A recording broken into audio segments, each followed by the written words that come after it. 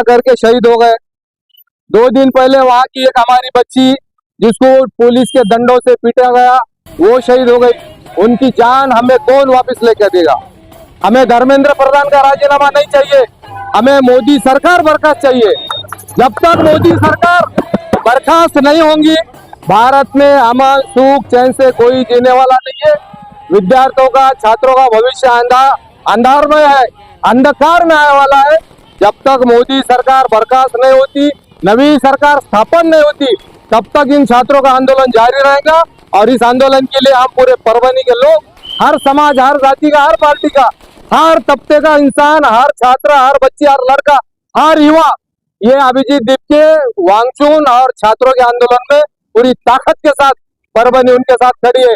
जब तक नरेंद्र मोदी का राजीनामा नहीं होगा, जब तक मोदी सरकार बर्खास्त नाही होगी, ये लढाई जारी रहेगी। जय भीम।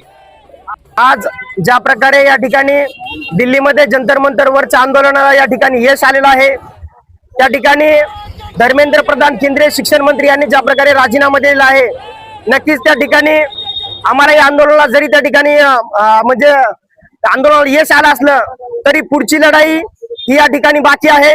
या देशामध्ये शिक्षण व्यवस्था पूर्ण बर्बाद करणारे जे न्यू एज्युकेशन पॉलिसी सरकारने आणलेली आहे, ती न्यू एज्युकेशन पॉलिसीचे परिणाम आज महाराष्ट्र असो का इतर देशातल्या ज्या सरकारी शाळा आहेत त्या बंद होत आहेत। त्या सरकारी शाळा बंद नाही झाल्या पाहिजे। त्याचबरोबर शिक्षणावरचं जे बजेट केंद्र सरकार सातत्याने त्या ठिकाणी कमी करते। आमचं म्हणणं आहे की शिक्षणावर बजेट का जो हिस्सा आहे त्याचा 10% हे त्या ठिकाणी बजेटचा हिस्सा त्या शिक्षणावर खर्च केला पाहिजे। शिक्षणाचं बजेट त्या ठिकाणी कमी नाही केलं पाहिजे। आणि सातत्याने ज्या प्रकारे हे फक्त राजीनामा घेऊन त्या ठिकाणी आम्ही थांबलेलो नाहीत, आमच्या ज्या माय मावल्यांसोबत, आमच्या बहिणीसोबत ज्या प्रकारे बॅक टच पोलीसवाल्यांनी केलेला आहे, त्या पोलीसवाल्यावर त्या ठिकाणी कडक कारवाई झाली पाहिजे। त्याचबरोबर अमित शहा यांच्या आदेशावर तो लाठीचार्ज झालेला आहे, त्या अमित शहाचा या ठिकाणी राजीनामा झालेला आहे। नरेंद्र मोदींनी यांनी चुप्पी साधून त्या ठिकाणी मुक्तपणे समर्थन या लाठीचार्जला दिलं होतं, त्यांचा राजीनामा या ठिकाणी झाला पाहिजे।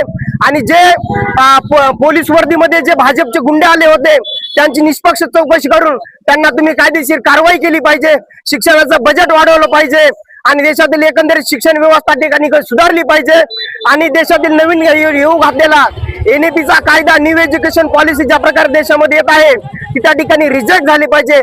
Reject NEP, save education, reject BJP, save India आणि एज्युकेशन। एवढंच बोलतो आणि थांबतो। इन्कलाब जिंदाबाद। अनेक वर्षापासून आम्ही चळवळीत आहोत, पण आज युवकांनी जी त्यांची ताकद दाखवून दिली, खरंच आम्हाला भयंकर गर्व आणि अभिमान वाटला। आणि आज या युवा